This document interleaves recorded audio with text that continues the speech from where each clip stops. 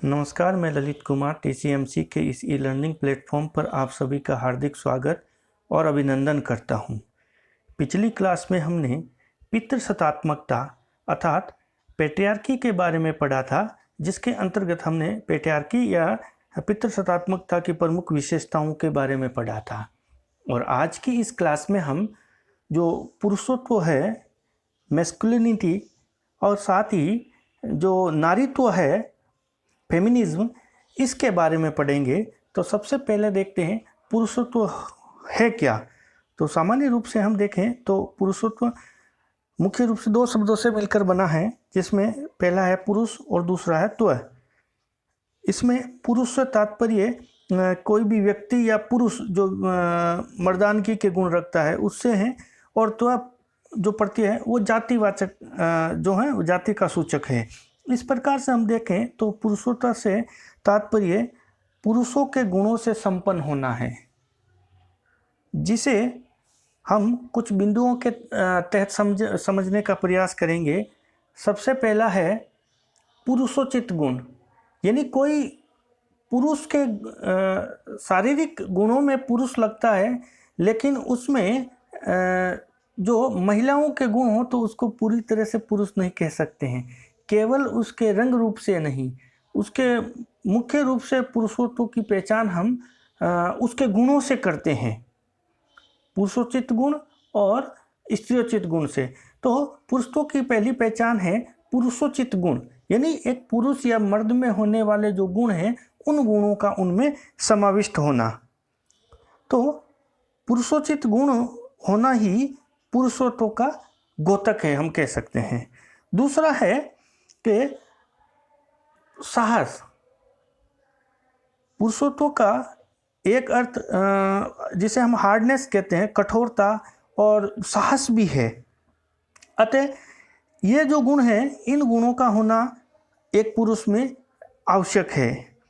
साथ ही पुरुषों में एक स्वयं की श्रेष्ठता है, उसका भी होना जरूरी है। वो किसी भी मनोवैज्ञानिक आदि रूप में हो सकती है। तो पुरुषत्व का अवधारणा के रूप में मनोवैज्ञानिक रूप से भी ये कार्य करता है, जिससे व्यक्ति स्वयं को श्रेष्ठ जो है घोषित करता है या मानने लगता है, स्वीकार करने लगता है या समझने लगता है। साथ ही पुरुषों में एक होती है पारिवारिक पालक की भावना, अर्थात परिवार का मुखिया और परिवार को चलाने वाला व्यक्ति। जैसे हम सामान्य रूप से देखते हैं, महिलाओं का कार्य है जो घरेलू कार्य करना है, जबकि पुरुष घर से बाहर जाके व्यापार, वाणिज्य, नौकरी आदि में पैसा धन कमाता है या कृषि कार्य करता है, आदि में लग के परिवार का भरण पोषण भी करता है। इस प्रकार से हम कह सकते हैं कि पारिवारिक जो पालक की भावना है वो उसमें होती है और होनी चाहिए। नेक्स्ट हम देखते हैं नारीत्व क्या है। पुरुषत्व देखने के बाद में फेमिनिज्म देखते हैं, नारीत्व क्या है। तो नारीत्व को हम समझते हैं तो नारीत्व से तात्पर्य है नारी के गुणों से संपन्न होना। जिस प्रकार पुरुषत्व के लिए पुरुषोचित गुणों का होना जरूरी है, उसी प्रकार से फेमिनिज्म या नारीत्व से तात्पर्य नारी के गुणों का उसमें समावेश होना है। इसके अंतर्गत जो महिलाओं में अक्सर हम देखते हैं, नारियों में कोमलता, धैर्य, धीरज, स्नेह इत्यादि गुणों का विकास नारीत्व के अंतर्गत किया जाता है। नारीत्व की जो अवधारणा है, इसके विकास हेतु जो बालिकाएं हैं उनमें प्रारंभ से ही इन गुणों का विकास करने को परिवार द्वारा प्रोत्साहन प्रदान किया जाता है, और इस हेतु सबसे ज़्यादा उत्तरदायी है उसको हम परिवार को ही ठहराते हैं। परिवार में रह के ही, क्योंकि हम परिवार को प्रथम पाठशाला भी कहते हैं, तो परिवार में ही ये नारीत्व के गुण दिखने शुरू हो जाते हैं। साथ ही अब हमने नारीत्व, पुरुषत्व और पितृसत्तात्मकता, इन तीनों के बारे में देखा।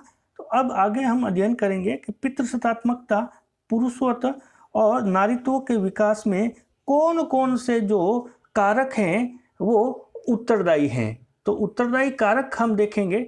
सबसे पहला है पारिवारिक पृष्ठभूमि, यानी जैसी पारिवारिक पृष्ठभूमि होगी वैसे ही उचित गुणों का विकास व्यक्ति हो, चाहे नारी हो, चाहे पुरुष हो, उनमें होगा। साथ ही जो एक सामाजिक ढांचा या सामाजिक व्यवस्था है वो भी सीधे रूप से पितृसत्तात्मकता, पुरुषत्व और नारीत्व को प्रभावित करता है। जैसी सामाजिक व्यवस्था होगी वैसे ही उनके गुणों का विकास होगा।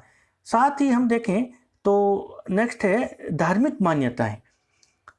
अनेक समाजों में हम देखते हैं कि धर्म की स्पष्ट रूप से उस पर छाप होती है।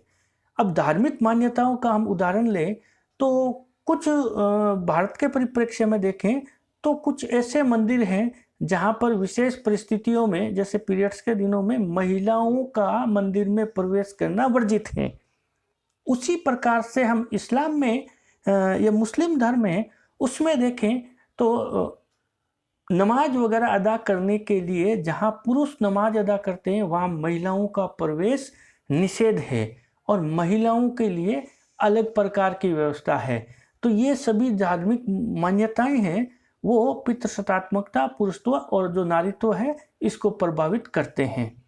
साथ ही शिक्षा का प्रचार प्रसार है वो भी पितृसत्तात्मकता, पुरुषत्व और नारीत्व को प्रभावित करता है। किस प्रकार से कि हम एक अफ्रीकी परिवार को देखें या अफ्रीकी समाज को देखें, भारतीय समाज को देखें, एक पश्चिमी समाज को देखें, तो इन तीनों में आपको स्पष्ट रूप से जो इन लक्षणों में अंतर दिखाई देगा। भारतीय नारी घूंघट में रहना, पर्दे में रहना, चौखट के अंदर रहना, जबकि अफ्रीकी देशों में इस प्रकार का घूंघट वगैरह नहीं है, बुर्का वगैरह इतनी मान्यता नहीं है। और फिर आगे बढ़ के हम पश्चिम समाज का देखें या यूरोपीय समाज को देखें तो वहाँ पर महिला और पुरुषों के बीच में जो किसी प्रकार का भेद नहीं समझा जाता। महिलाएं सभी प्रकार के कार्यों में अग्रणी रहती है और कपड़ों को लेके, उसको धार्मिक मान्यताओं को लेके, उसके अधिकारों को लेके पूरी तरह से उसको फ्रीडम है या स्वतंत्रता है कि वो अपने स्वयं के विवेक से कार्य करे। साथ ही आर्थिक कार्यकुशलता या क्रियाशीलता है वो भी इन तीनों को प्रभावित करते हैं। कैसे? जैसे हम यूरोपीय समाज का अभी उदाहरण देख रहे थे कि यूरोपीय समाज में या अमेरिकी समाज में महिलाएं सभी प्रकार के आर्थिक जो क्रियाकलाप है उसमें हिस्सा लेती है। तो इस प्रकार से पुरुष प्रधानता का जो ठप्पा भारतीय समाज में है वो वहाँ नहीं है।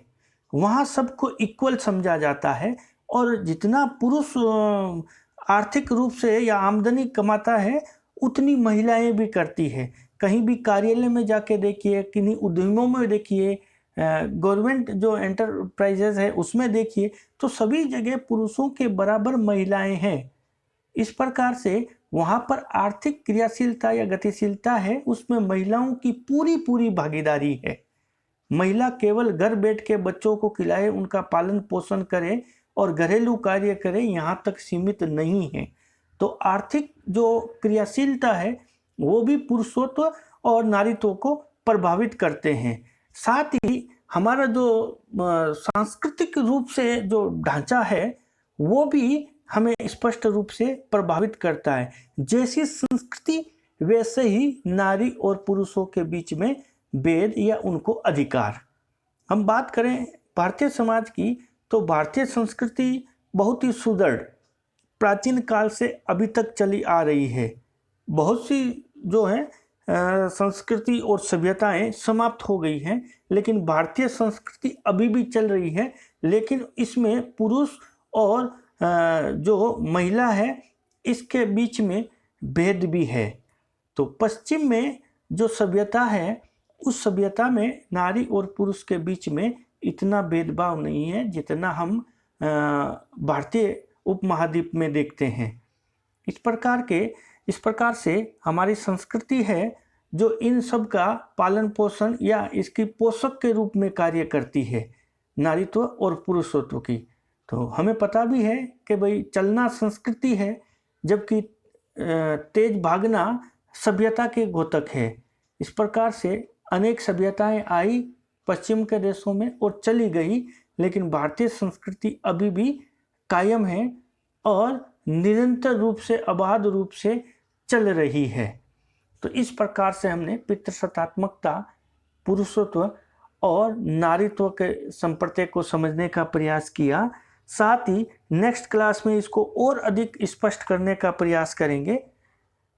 तब तक आप एक होमवर्क लीजिए कि पुरुषत्व और नारीत्व का संप्रत्यय है उसको स्पष्ट कीजिए।